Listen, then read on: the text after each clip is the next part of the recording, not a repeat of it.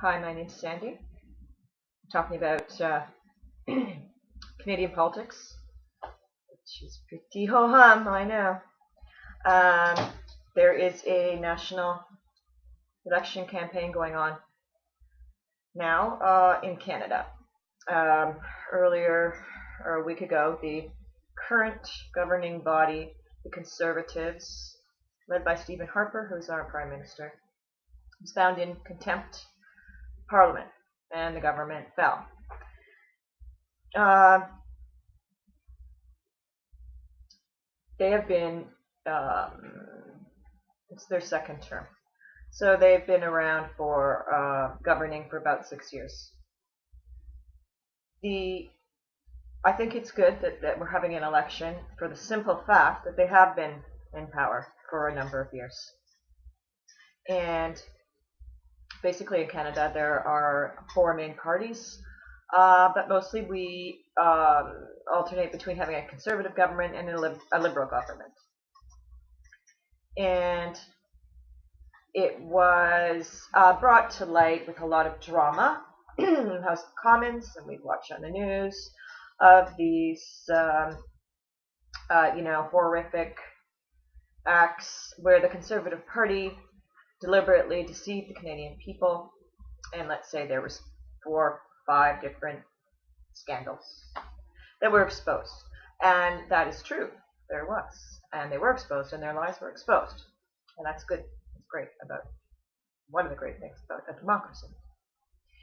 The joke is, when you look back, in the news, again, very good in a free society, our journalists can just flip the pages back a little. Oh, let's see what happened last time the Liberals were in power.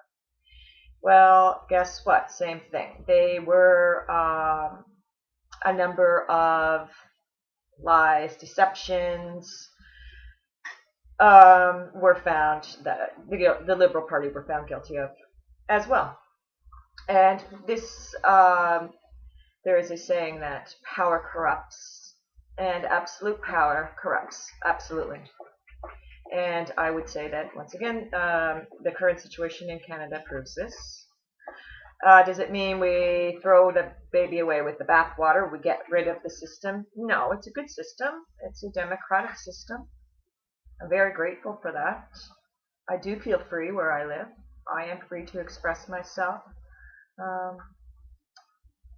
Anyway, I do feel that I live in a fairly fair, safe, free society. And in light of what's happening in the Middle East, I'm very grateful for that.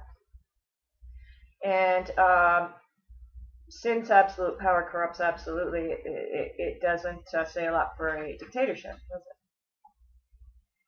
So, just a few things I wanted to mention about the Canadian system.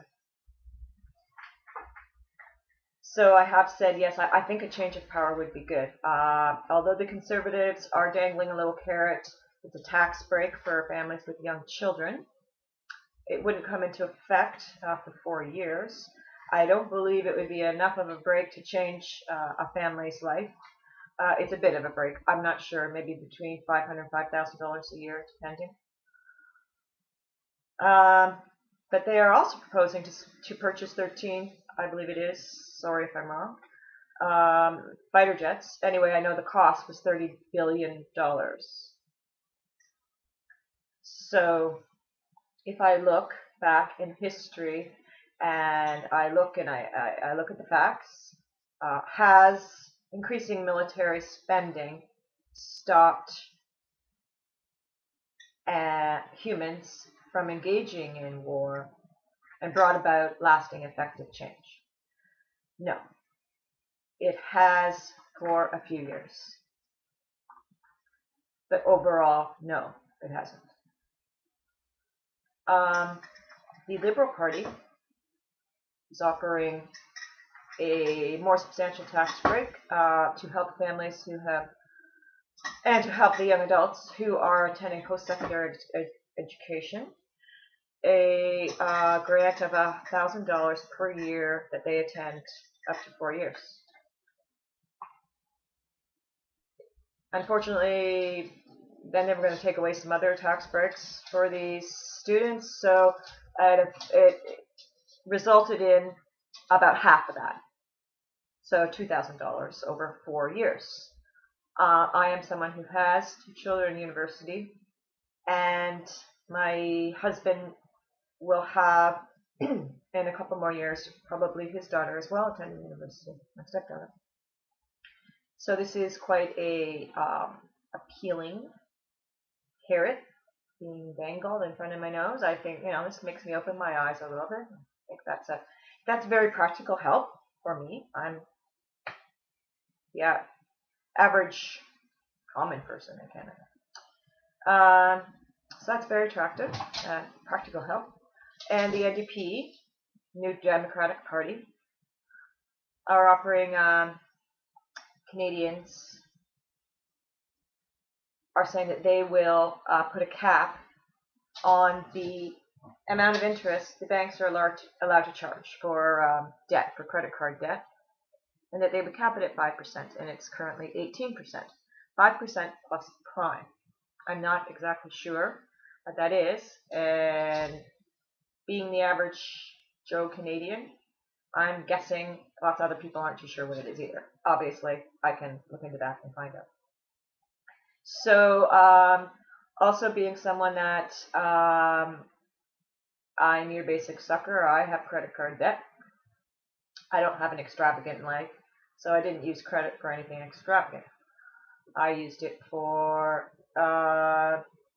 paying bills, but probably, now that I've said that, probably some things like extras that maybe I didn't have the money for, like Christmas or birthday. Unnecessary things. So I do think a change is good. I think though that a lot of the promises are made to attain and stay in power, as opposed to what is best for all. There is kind of an overall, an overall ideal that our government does what's best for all, but no one makes any really gutsy moves that have lasting effective change, that are best for all. Of course, there are several businesses that have billions and billions of dollars that hold a lot of power, like other countries. I was thinking I'd like to go into the ballot box and put another little square there for the Equal Money Party and check that and vote for that. With an Equal Money Party, it is based, the main platform would be what's best for all. It would be a democratic system. People would be voted in to serve for a year, I believe, for a short time, and that would change. And I believe it'd be like a service. Everyone would get equal income from birth to death, so that all their necessities are taken care of.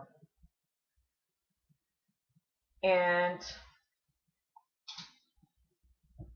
it's what's best. It's what life is demanding from us. And if we are able to stand and put this system, an equal money system, an equal money party in place, then we're taking a step and saying that we are for life